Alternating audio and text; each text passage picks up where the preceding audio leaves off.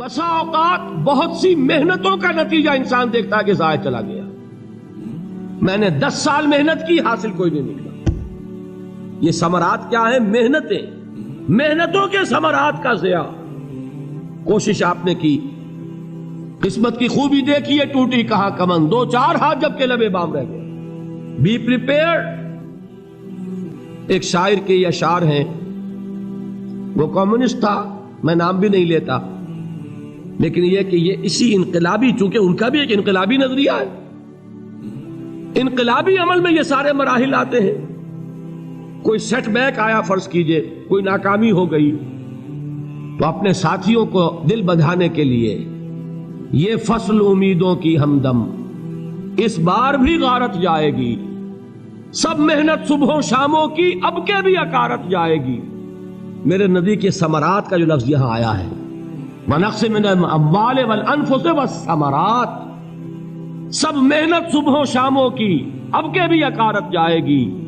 دھرتی کے کونوں کھدروں میں پھر اپنے لہو کی کھاد بھرو، پھر مٹی سینچو اشکوں سے، پھر اگلی رت کی فکر کرو، پھر اگلی رت کی فکر کرو. جب پھر ایک بار اجڑنا ہے، ایک فصل پکی تو بھر پایا، تب تک تو یہی کچھ کرنا ہے.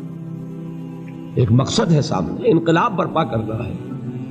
ایک کوشش ناکام ہو جائے کوئی پرواہ نہیں، نیکسٹ.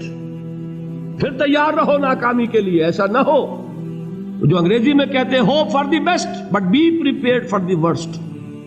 ایسا نہ ہو کہ دوسری مرتبہ ناکام ہو کے بددل ہو جاؤ، تمہاری ہمتیں جواب دے جائیں. نہیں، پہلے سے تیار رہو کہ دوسری مرتبہ بھی ناکامی آئے تو آئے، لیکن جب تک کہ کامیابی حاصل نہیں ہوتی ہمیں یہ کام کیے چلے جائیں. دیکھیے سیرت میں آیا کہ نہیں یہ واقعہ. بدر میں مسلمانوں کو فتح ہوئی تو احد میں زک پہنچی کہ نہیں؟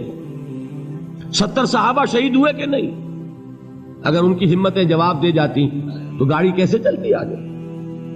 تو فرمایا وَلَنَبْلُوَنَّكُمْ بِشَيْءٍ مِّنَ الْخَوْفِ وَالْجُوعِ وَنَقْصٍ مِّنَ الْأَمْوَالِ وَالْأَنفُسِ وَالثَّمَرَاتِ.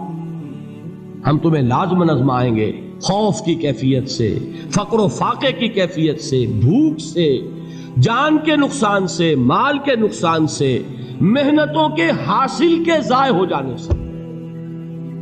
وَبَشِّرِ الصَّابِرِينَ، اور اے نبی بشارت دیجئے صبر کرنے والوں کو. الَّذِينَ إِذَا أَصَابَتْهُمْ مُصِيبَةٌ، وہ کہ جب ان پر کوئی تکلیف آئے، کوئی مصیبت آئے، کوئی آزمائش آئے، قالوا انا للہ وانا الیہ راجعون، وہ یہ کہیں کہ ہم اللہ ہی کے ہیں، اللہ ہی کی طرف لوٹ جانا ہے. یہ وہی انداز ہے جو میں نے فارسی کا شعر سنایا تھا آپ کو کہ سرے تسلیم خم ہے جو مزاج یار میں آئے. وہ ہمارا مولا ہے، ہمارا آقا ہے، اگر اسے یہی منظور ہے تو ہمیں بھی یہی منظور ہے. میں نے تسلیم و رضا کی بات کی تھی نا، آپ کو کچھ شعر سنائے تھے. ایک شعر اور سنیے، اور یہ کس کا ہے؟ محمد علی جوہر کا. ایک مرتبہ جیل گئے، ان کی ایک بیٹی جوان بیمار ہوئی، فوت ہو گئی. باہر چھوڑا انگریز نے، جاؤ بھائی دفن کر دو بیٹی کو. دوسری مرتبہ جیل گئے، دوسری جوان بیٹی اسی مرض میں مبتلا ہوئی. اب یہ جیل میں ہے، خبر پہنچی کہ دوسری بیٹی کے اوپر بھی اسی مرض کا حملہ ہوا ہے. ایک نظم لکھی ہے جس کا آخری شعر یہ ہے، تیری صحت ہمیں منظور ہے لیکن اس کو نہیں منظور تو پھر ہم کو بھی منظور نہیں. یہ ہے، جب تک یہ کیفیت نہ ہو اس میدان میں آدمی ثابت قدم نہیں رہ سکتا کہ میرے رب کو اگر یہ منظور ہے تو یہی مجھے منظور ہے، اور تیری صحت ہمیں چاہیے تو ضرور، لیکن ہمارے رب کو منظور نہیں تو ہمیں بھی منظور. راضی برضائے رب. وَبَشِّرِ الصَّابِرِينَ الَّذِينَ إِذَا أَصَابَتْهُمْ مُصِيبَةٌ قَالُوا إِنَّا لِلَّهِ وَإِنَّا إِلَيْهِ رَاجِعُونَ. نہ شود نصیب دشمن کے شود ہلاک تیغت، سر دوستہ سلامت کے تو خنجر آزمائی. اولئک علیہم صلوات من ربہم ورحمہ، یہی ہے وہ لوگ جن پر ان کے رب کی طرف سے عنایتیں ہیں اور رحمتیں ہیں. وَأُولَٰئِكَ هُمُ الْمُهْتَدُونَ، اور یہی ہے وہ لوگ جو کامیاب ہونے والے ہیں، ہدایت پانے والے، ہدایت یافتہ. اسی سورہ بقرہ میں ذرا آگے چل کر، یہ تو ہے 20واں رکوع، 19واں رکوع. 21ویں رکوع کی پہلی آیت ہے لیس البر ان تولوا وجوہکم قبل المشرق والمغرب ولكن البر من آمن بالله واليوم الآخر والملائكة والكتاب والنبيين وآتى المال على حبه ذوي القربى واليتامى والمساكين وابن السبيل والسائلين وفي الرقاب وأقام الصلاة وآتى الزكاة والموفون بعهدهم إذا عاهدوا والصابرين في البأساء والضراء وحين البأس. اب یہ آیت جو ہے سورۃ العصر میں جو مضامین آئے تھے سارے اس میں موجود ہیں. وہاں ایمان کا لفظ آیا، یہاں 5 ایمانیات کی تفصیل آ گئی، اعمال کی تفصیل آئی، اور آخری بات وہاں کیا ہے وَتَوَاصَوْا بِالصَّبْرِ، اور یہاں کیا ہے وَالصَّابِرِينَ فِي الْبَأْسَاءِ وَالضَّرَّاءِ وَحِينَ الْبَأْسِ، اور صبر کرنے والے. اصل نیکی ان کی ہے جو صبر کریں. کس میں؟ جنگ کے وقت. ذرائے باسائے، باسا کہتے ہیں فقر اور فاقہ. واحد آئے گا باس تو اس کے معنی جنگ، اور باسا جمع میں آئے گا تو فاقہ فقر بھوک. اور ذرائے جسمانی تکلیف، ضرر جسمانی تکلیفوں میں صبر کرنے والے، فقر اور فاقے میں صبر کرنے والے، اور جنگ کے وقت صبر کرنے والے. اولئک الذین صدقوا واولئک هم المتقون. یہ ہیں وہ لوگ جو صبر کرنے والے ہیں، یہ ہیں جو سچے ہیں، جو اپنے دعوے میں نیکی کے اور ایمان کے صادق ہیں، اور یہی وہ لوگ ہیں جو متقی. اگلی سورت ہے سورہ آل عمران. اس میں 2 لفظ آئے ہیں آخری آیت، یا ایھا الذین آمنوا اصبروا وصابروا ورابطوا واتقوا اللہ لعلکم تفلحون. دیکھیے یہاں صبر اور صابر جو تعلق جہد اور جہاد کا ہے وہی ہے صبر اور مصابرت. صبر ایک طرفہ عمل ہے، آپ جھیل رہے ہیں، برداشت کر رہے ہیں. صبر علی المعصیہ، صبر علی الطاعہ، صبر علی الابتلاء، یہ سب کیا ہے؟ صبر. اور مصابرت کیا ہے؟ صبر کا صبر سے مقابلہ. یہ سورہ آل عمران اب وقت نہیں ہے، میں آپ کو سناتا اللہ تعالیٰ نے کیسے کیسے مسلمانوں سے کہا. مسلمانوں تمہیں زک پہنچی ہے تو انہیں بھی تو پہنچی تھی. ان کے 70 نہیں مارے گئے تھے بدر میں؟ ان کے حوصلے جو ہیں وہ تو پست نہیں ہوئے، وہ اگلے سال آ گئے تم پر چڑھائی کر کے. تم کیوں اتنا برا مان رہے ہو؟ تمہارے دل اتنے زخمی کیوں ہو گئے؟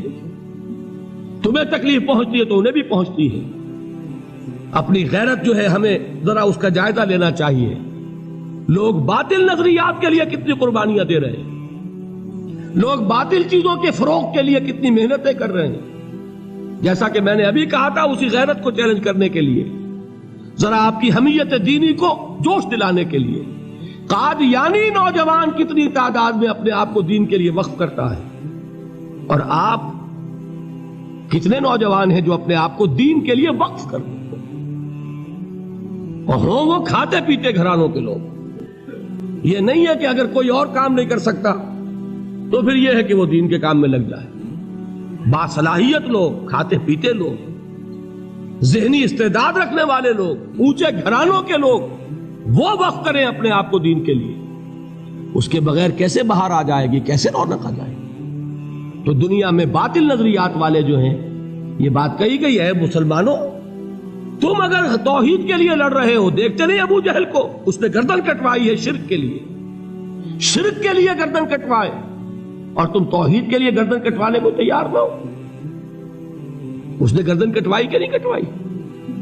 اور کس طرح کٹوائی ہے؟ کیونکہ بڑا متکبر قسم کا، فرعون قسم کا شخص تھا. جب گردن کاٹنے لگے تو کہتا ہے ذرا نیچے سے کاٹنا، تاکہ جب تم نیزے کے اوپر چڑھاؤ میرے سر کو تو اونچا نظر آئے، معلوم ہو سردار کا سر. وہ بدبخت مرتے ہوئے بھی جو اس کی کیفیت تھی نا، اس کو ذہن میں رکھیے. تو یہ اس لوگوں نے قربانیاں دی، جانیں دی. تو فرمایا اگر تم ان سے زیادہ قربانی نہیں دو گے، جو نوٹ کر لیجئے اس کو، مجرد اگر حق کو غالب کرنا اللہ کے ذمے ہو تو آنے واحد میں غالب کر دے گا، تمہیں تکلیف ہی دینے کی ضرورت نہیں. سمجھ رہے؟ کیا اللہ کے مقابلے میں کوئی باطل کی طاقت ٹھہر سکتی ہے؟ یہ تمہارے ایمان کا امتحان ہے، یہ تمہارے خلوص کی آزمائش ہے، یہ تمہارے امتحان کا ثبوت درکار ہے کہ اللہ تعالیٰ دیکھنا چاہتا ہے تم اس کے لیے اپنی جانیں قربان کرنے کو تیار ہو کہ نہیں، تم اس کے لیے تن من دن لگانے کو تیار ہو کہ نہیں۔ اور یہ جان لو کہ اگر کفار اور مشرکین اور ملحدین اور باطل نظریات والے وہ جو کچھ قربانیاں اپنے باطل نظریات کے لیے دے رہے ہیں ان سے زیادہ اگر تم نہیں دو گے تو حق غالب نہیں ہوگا۔ انہوں نے جو صبر کیا ہے اپنے باطل نظریات پر، اگر تم اس سے زیادہ صبر کا ثبوت نہیں دو گے اپنے اس حق پر تو حق غالب نہیں ہوگا۔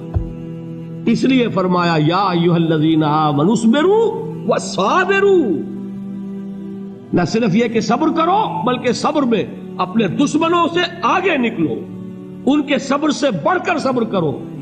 وَرَابِطُوا، مرابطہ کہتے ہیں چوکس رہنا، ہوشیار، پہرا دو، ایسا نہ ہو کہ دشمن جو ہے غفلت میں تمہارے اوپر کوئی حملہ جو ہے کر بیٹھے۔